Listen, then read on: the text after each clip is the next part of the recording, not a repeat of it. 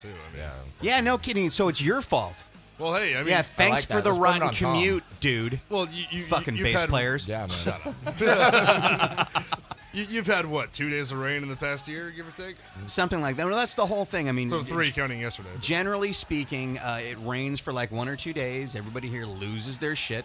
Everybody's like driving, and we're going, ah! God forbid There's it water snows here. falling from the sky. I've never seen this before. Miners. But so tell me a bit about Undersin. So I mean, how did you guys all meet? That's a long story. That's a long story. Oh, we got an hour.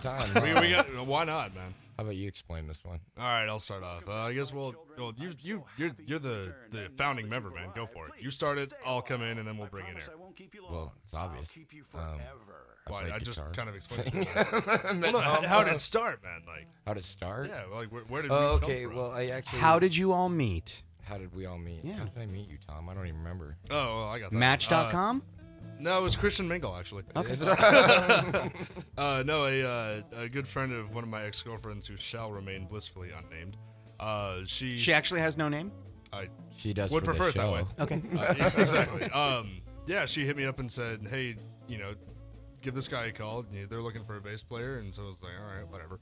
So I called him up, told him about my gear. We met up, and Shelton's a long drive, by the way, from Tacoma. Wait a minute. You told him about your gear. That sounds slightly suggestive. Oh, yeah. No, it was. 3 basses, professional amps.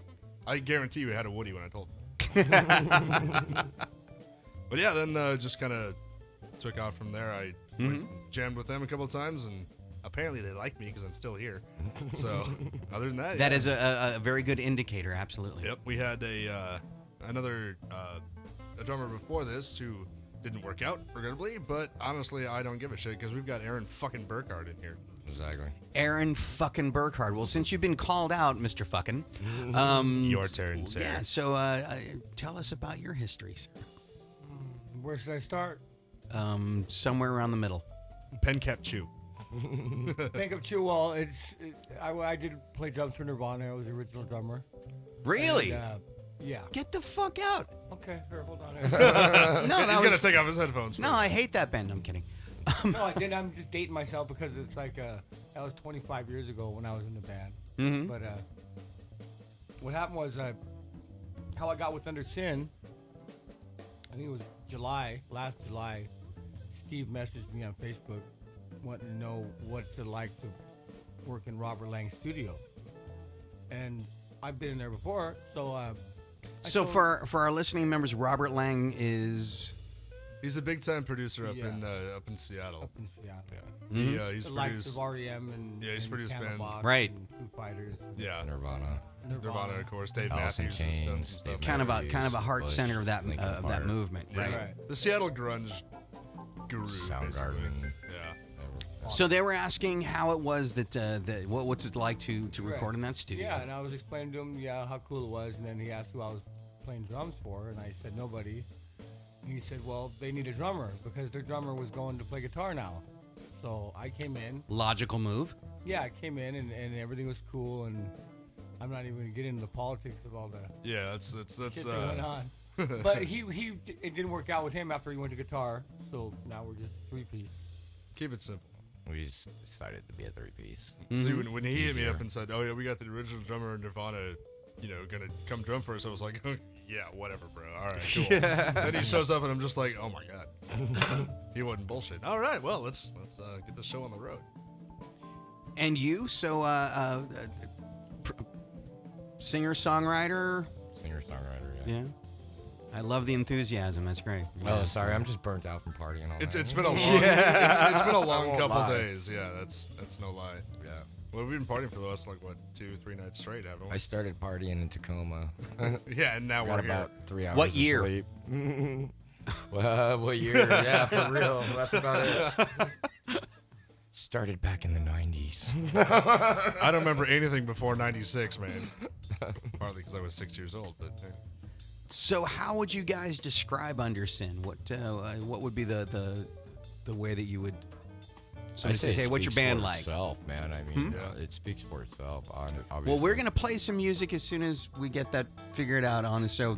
That'll happen. But in the meantime, Use some vowels and consonants. Yeah, man. Big boy words. Big boy words. God damn it, Canada Dry. That was a combination of vowels and consonants all at the same time, jumbling over each other. Mixing with whiskey. No, that was a problem. We Oh, drank all sorry. the whiskey last night. Oh, we- Yeah, that What else half was on the gallon menu? disappeared in less than an hour. I was drinking Jack Daniels all night. I don't know. No, you weren't, bro. You were drinking Black Velvet first, and then the Jack showed up. Oh, I had a, Yeah, well, I'm like, I do remember last night. a little bit. Well, nothing but up not to much. I know I had fun. I remember exactly what it was that made me forget everything else. Yes, Exactly. Exactly. So, I mean, I guess how would you guys describe your? I mean, punky, thrashy, That typical Seattle grungy sound. I Hard guess. rock. yeah, Seattle rock, man. like any sort of pop sensibility to it. I mean, Yeah, looking it's for the got a hook, little or bit of a. It's got a little bit of hook in there. Yeah? Oh yeah, of course. Every song's gotta have a hook. No, I agree. Well, I mean, yes, I certainly love that. I'm kind of a slave to the hook.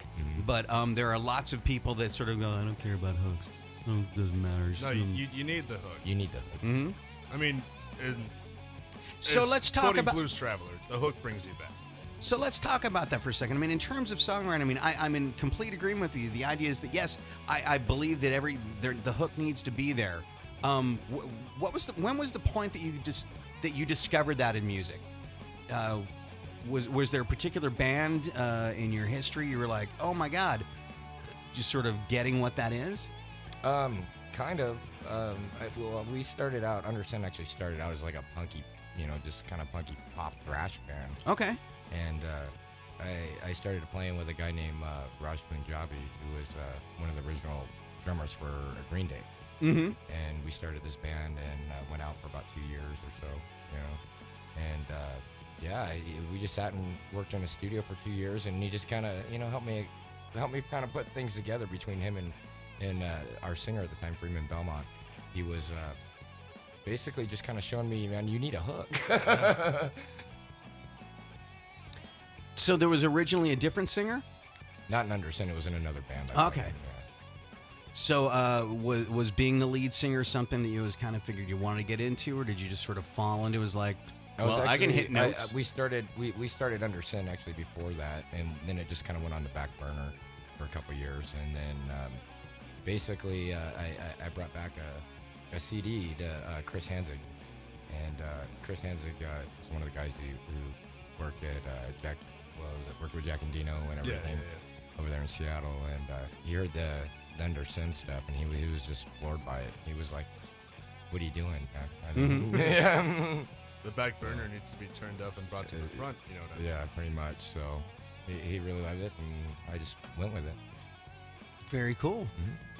So who would you guys, and this is sort of it's a typical question, but I always kind of think it's a good one. I mean, around the room, who are the people that have inspired you? What made you want to start playing music in the first place? Deep Purple. Yeah? Probably Kiss. Yeah. Deep Purple was the first band that I ever really first kind of hard rock band I ever really listened to, and my uncle showed me them when I was about 7. Gave me my first guitar when I was about 9. Taught me how to play Smoke on the Water, and then it all took off from there. Went to Ozzy, and progressively got heavier and heavier, and then kind of mellowed out a bit after a couple. Mellowed years. out to where? Nirvana. Yeah, because Soundgarden. Nirvana was so metal. And Soundgarden. Compared to some of the stuff I was listening to, Yeah. like Behemoth and Dimmy Borgir, I mean, you can't understand what the fuck they're saying anyway. Then Right. it definitely mellowed out. So mellowed out in terms of maybe melody line or vocals and such. Yeah, think Cannibal Corpse, which I was big into a couple years back, and then I was just like, this is kind of annoying now. And then just back into something simple, just catchy, groovy, whatever. Mhm. Not just math, Back to the hook. not just math Back to metal. the Yeah, hook, exactly. Right.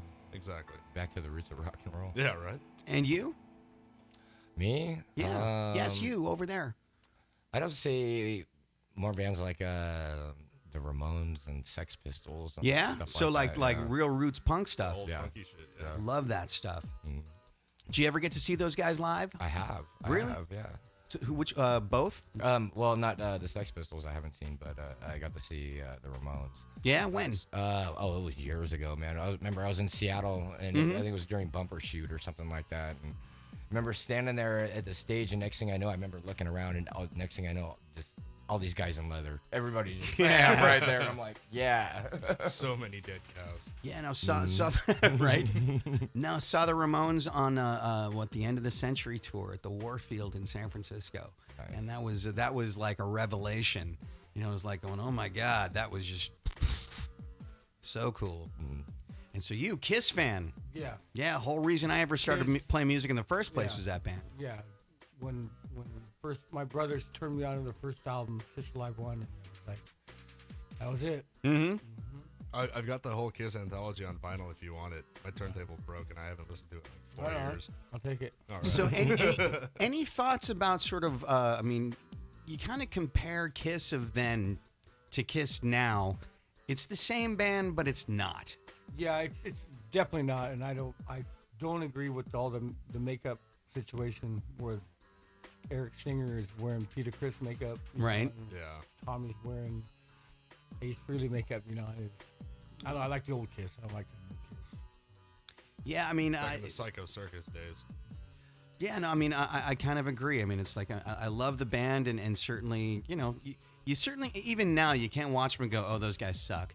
But there is certainly something where you're going, the sincerity seems to have been sort of sucked out of it. Mm-hmm. Yeah, I would agree with that. It's kind of seemed like they're in it for the money now, not for the music, you know? But, I mean, that's kind of seems like that's what they've been for the past, 10, 15, 20 years. Yeah, no, they've. I would say they're less of a band and more of a brand. Yeah. Exactly. Yeah, I mean, you when, know. when you start putting out action figures and lunch boxes, you're not in it for the music anymore. Yeah. Yeah. Well, I would only insofar as if the music you start putting out at that point is less than what it used to be, because I think that you could certainly have all of the marketing elements. Yeah. But if you don't then really back it up with, oh, we're still writing great songs and we're still trying to remain somewhat fresh and relevant, whereas I always feel like they're sort of dodging their way through a field of marketing cones. You know, how can I bob this way and weave that way just to make sure that we're selling enough of this and promoting enough of that. Still making And, a buck. yeah, exactly. As compared to, yes, they love their fans and they wouldn't be there without their fans, but how much more money can they get out of their fans is sort of like the statement that I feel like it never gets said. Modern, like, did you guys watch the Grammys the other night? I did Yeah, not. I was love it. stuck in a studio. I had to work. I watched a little But bit. Aaron of did. it. Yeah. Any thoughts about? I thought Metallica was pretty cool with the rendition they did one Uh-huh. with the Chinese guy. The on pianist piano. guy, yeah. Right. And what about? I mean, just in terms, obviously, aside from you guys, greatest rock and roll band in the world right now, you absolutely should feel that way about yourselves. Yeah, hope so. Because if you don't feel that way, nobody else will. Exactly. So, you know, if you're going to play it,